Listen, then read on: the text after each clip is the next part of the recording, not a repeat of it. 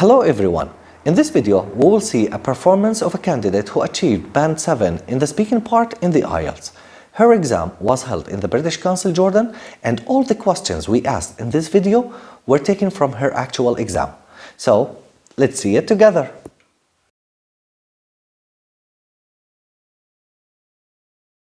Let's talk about your family. Do you have a large or a small family? I don't understand. Okay. Do you like sports?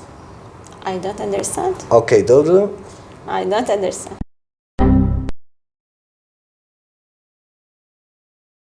This is the speaking test for the International English Language Testing System held on 21st of January. The candidate name is? Dua. My name is Sa'id. Hello, Ms. Dua. Hello.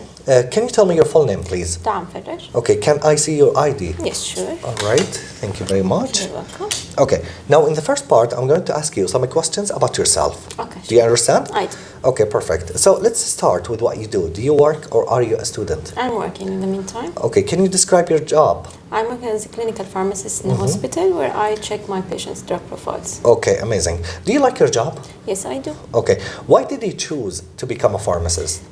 To help patients as much as possible.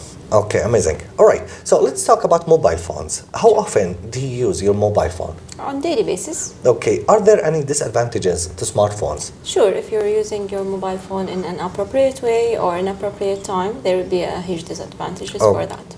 Amazing. All right, so talking about like smartphones, do you think text messages are better than phone calls?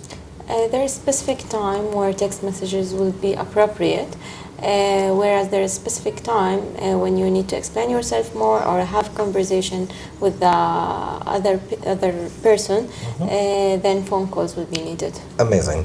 All right, how has your mobile phone changed your life? Actually, using mobile phone will help you to connect with people you love, with your colleagues, with whenever you want. So it will be helpful. Okay, let's talk about free time. What do you usually do in your free time? Actually, I like to exercise. I like to walk, let's say half an hour a day. And I like to read. Okay. I read 10 pages a day. Amazing. So do you enjoy reading? Yes, sure. Okay. Can you tell me about your favorite book? That's a hard question. Actually, I really like the book I'm reading right now. It's talking about a patient who was a doctor, or who is a doctor, and was diagnosed to have a cancer, and just it's describing how his life has changed. Amazing. Okay, thank you very much. You're welcome.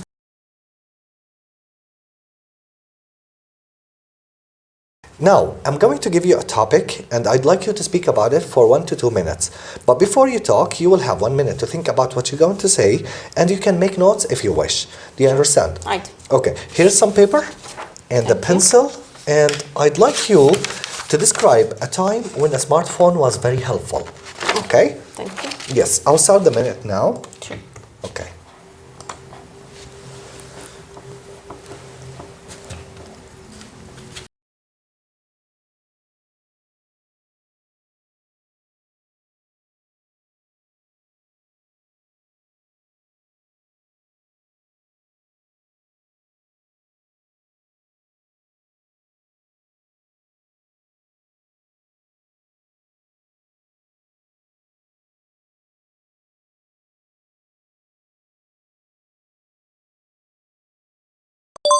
You can start speaking now.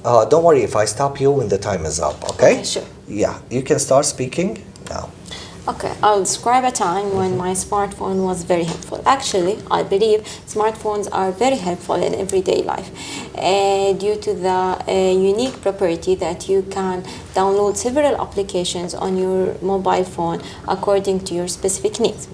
For example, I'm working as a pharmacist, so I downloaded several applications on my phone to help me on my everyday work.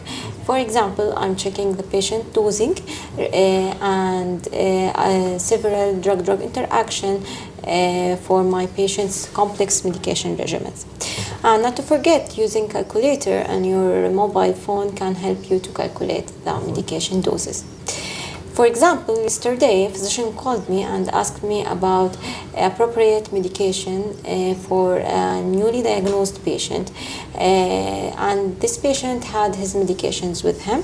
So the physician take a picture for this medication and send them back to me. I check the appropriate dose for this patient and I get back to the physician and told her all about that. So having my phone helped me on all of this process. And not to forget the beautiful advantage that you can connect your mobile phone to your work calendar. So you can have a notification before any important meeting, so you will not forget or miss any important meeting that you will have. One more thing before we finish, I want to talk about the beautiful advantages of saving files on your mobile phone, so you can get back to them whenever needed. For example, sometimes I need to go back to a specific equation that I might forget, so I can go back to that and check it back, and this is very helpful using your mobile phone. Thank you very much. You're welcome.